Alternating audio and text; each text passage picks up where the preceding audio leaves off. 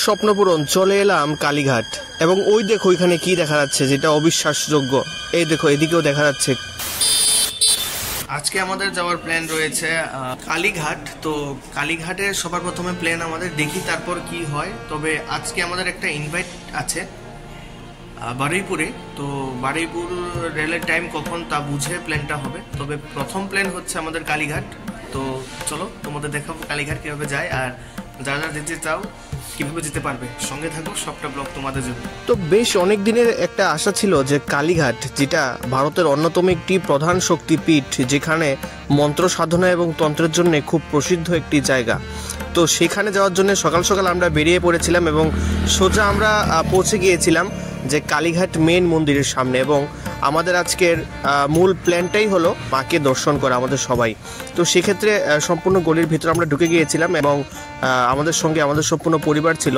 কিন্তু গিয়ে দেখলাম কপাট বন্ধ। তো দীর্ঘ প্রায় 4 ঘন্টা আমরা অপেক্ষা করার পর 4টার সময় আমরা কোনো মতে এত ভিড়ের মধ্যে আমরা ঢুকতে পারলাম এবং মায়ের দর্শন করতে পারলাম, যেটা সবার দ্বারা সম্ভব হয় না। তো একটু সৌভাগ্যবান আমরা সকলে বটে।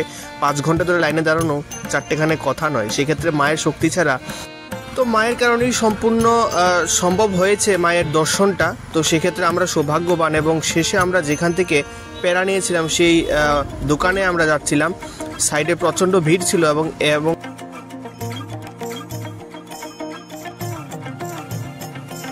এখানে নিউ গণেশ ভান্ডার বলে এই রয়েছে দোকানটা, যেখান থেকে আমরা প্যারা নিয়েছিলাম। এবং এখান থেকেই সম্পূর্ণ মন্দিরটা দেখা যাচ্ছে এবং এখান থেকেই আমরা সোজা চলে গেছিলাম মন্দিরে।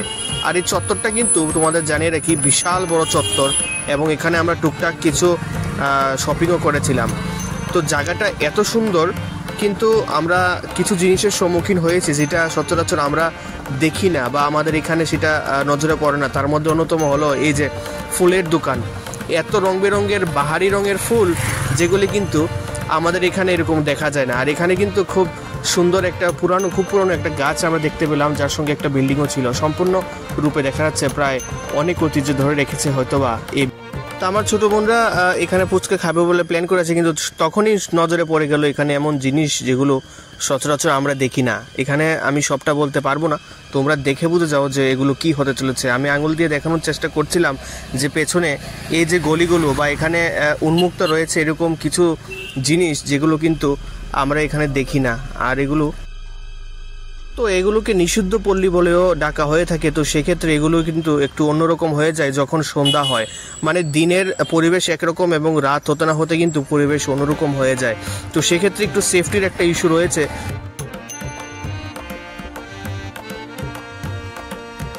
তো শেষে আমার বোনরা আবার বললো যে ওরা কিছু খাবে। তো সেখানে আমরা পকোড়া নিয়েছিলাম এবং সবশেষে একটি সুন্দর দিন উপহার হিসেবে পেয়ে আমাদের আজকের এই দিনটা খুব ভালোভাবেই কেটেছে। এবং মায়ের দর্শনে কিন্তু আমাদের সবার সৌভাগ্য হয়েছে। মায়ের দর্শনে কিন্তু আমাদের সকল পীড়া, যন্ত্রণা, দুঃখ, কষ্ট দূর হয়েছিল।